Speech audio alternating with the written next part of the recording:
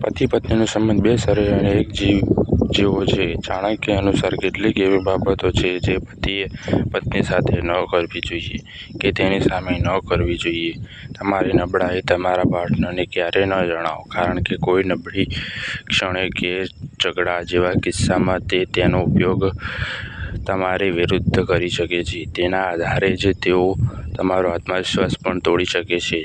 જો તમારું અપમાન થયું હોય તો તમારી પત્નીને પણ તેના વિશે કહો નહીં, કારણ કે ભવિષ્યમાં એવો સમય આવશે જ્યારે તે તમને તે અપમાનની યાદ અપાવશે અને તમારા વિશે ખરાબ પણ બોલશે.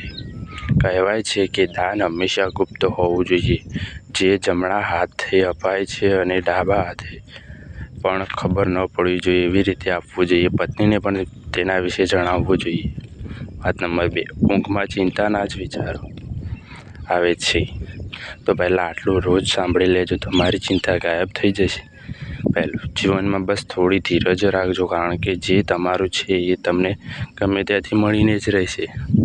બીજું, ચિંતા કરવાનું છોડી દો. તમે કહેશો કે ચિંતા મનમાંથી નીકળી જ નથી, તો પહેલાં ચિંતાને સમજી લો. ચિંતા એટલે ગેરમાર્ગે ચડેલી કલ્પનાશક્તિ. આ સમજી લો એટલે આપોઆપ ચિંતામુક્ત થશો. ખુશ થવું હોય તો વખાણ કરવાવાળા વચ્ચે રહેવું, અને જો પ્રગતિ કરવી હોય તો ટીકા કરવાવાળા વચ્ચે રહેવું. હવે એ તમારે નક્કી કરવું પડશે. ચોથું, જે ઘરમાં મા બાપ હસતા હોય એ ઘરમાં ભગવાન વસતા હોય છે.